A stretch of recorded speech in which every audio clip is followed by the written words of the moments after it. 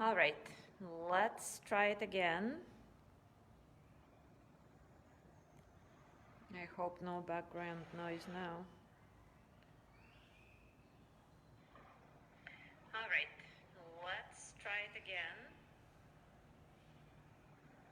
I hope no background noise now. All right.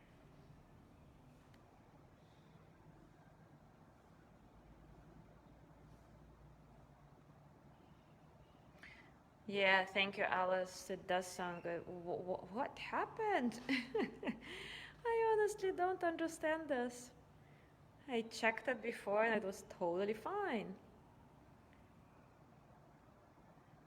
Anyway, let me know if the background noise comes again. I'm just gonna watch the screen.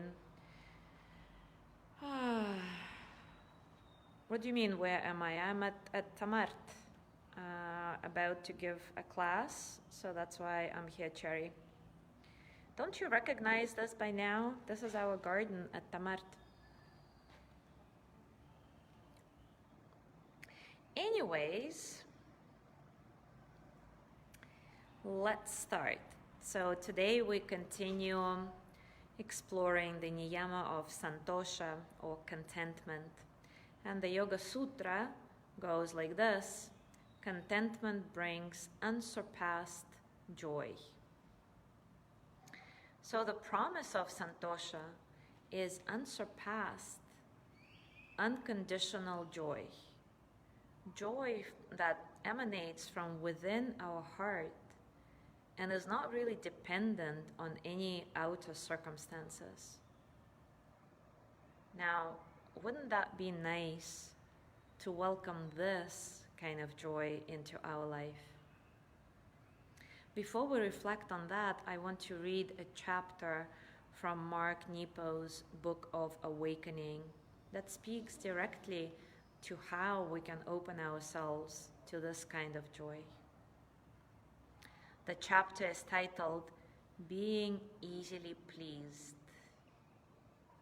And he prefaces it with a short verse. One key to knowing joy is being easily pleased. One key to knowing joy is being easily pleased. So many of us have been trained to think that being particular about what we want is indicative of good taste, and that not being satisfied unless our preferences are met is a sign of worldliness and sophistication. I remember being at a party where a woman wouldn't accept her drink unless it was made with a certain brand of vermouth. She was in fact indignant about it. Or going to dinner with a colleague who had to have his steak prepared in a complex and special way, as if this particular need to be different was his special public signature. Or watching very intelligent men and women inscribe their circle of loneliness with criteria for companionship that no one could really meet. I used to maintain such a standard of excellence around the sort of art I found acceptable. And often, this kind of discernment is seen as having high standards, when it actually is only a mess of isolating ourselves from being touched by life, while rationalizing that we are more special than those who can't meet our very demanding standards. The devastating truth is that excellence can't hold you in the night, and as I learned when ill, being demanding or sophisticated won't help you survive. A person dying of thirst doesn't ask if the water has chlorine or if it was gathered in the foothills of France. Yet, to be accepting of the life that comes our way does not mean denying its difficulties and disappointments.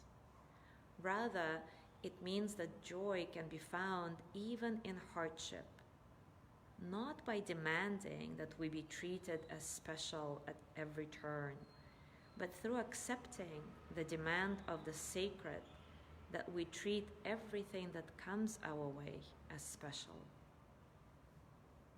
Still, we're taught to develop preferences as signs of importance and position. In fact, those who have no preferences, those who are accepting of whatever is placed before them, are often seen as simpletons.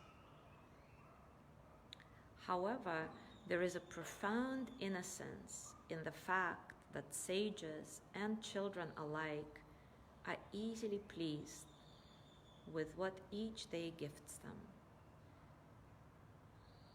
The further I wake into this life, the more I realize that God is everywhere, and the extraordinary is waiting quietly beneath the skin of all that is ordinary. Light is in both the broken bottle and the diamond, and music is in both the flowing violin and the water dripping from the drainage pipe. Yes, God is under the porch as well as on top of the mountain, and joy is in both the front row and the bleachers, if we are willing to be exactly where we are. So, interesting chapter, isn't it? Let's explore this together in a guided reflection. Take a comfortable position, and as always, take a few moments to inhabit it with all your senses, to acknowledge all the circumstances of your practice, internal and external.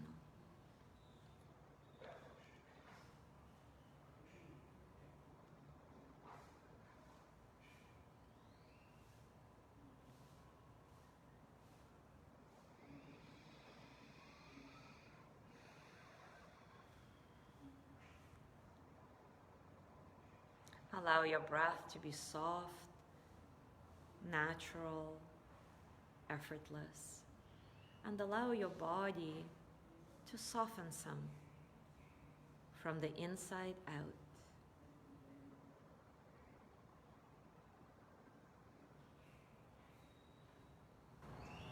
And now bring to mind a time that you were demanding or particular beyond the need to take good care of yourself.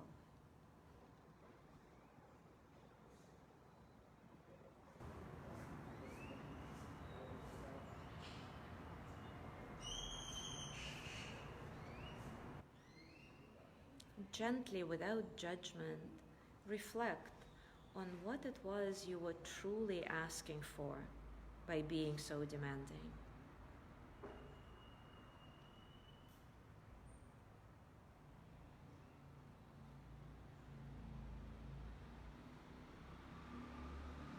If you needed attention, acknowledge that need now with your next breath. And give attention to whatever it is in front of you.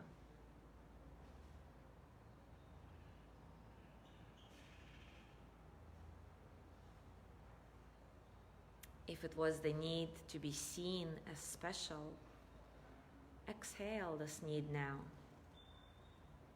and see the things around you as special.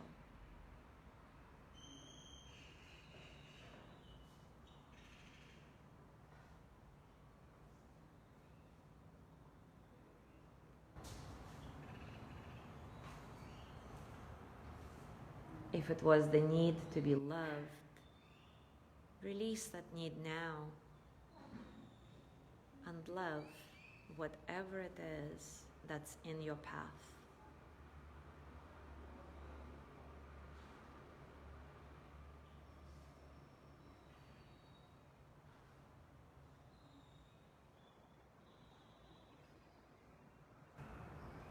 Notice how when you recognize what it is you truly need, and instead of demanding to receive it, you actually give it out into the world.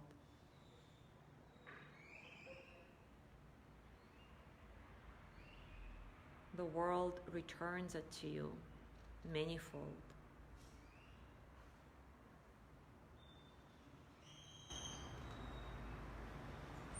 So as you enter your day today, pay attention to all the moments when you are being demanding, beyond the common sense of taking good care of yourself. Recognize what's truly behind these demands and give what you feel you need. And over time, feel the specialness of the world. Return it all to you. Thank you so much for being here today. Have a beautiful day, and I will see you tomorrow. Oh, and Cherry, it may look different because I am actually at the level of the studio, so it's not from downstairs, it's from the second floor. So, of course, the garden looks a little different from here. Let me show you how it looks.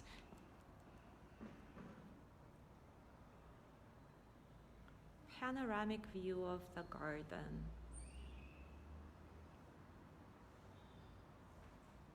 And the gardener somewhere behind the trees. Anyway, guys, thank you so much for being here. And I will, oh my God, I may not see you tomorrow, sorry. I may be going on a sunrise sail if the weather is good. I'll let you know later in the day if that pans out or not. But if I do go, then I'm gonna come back only around 9 o'clock and we can do it then. All right, have a wonderful day. Bye.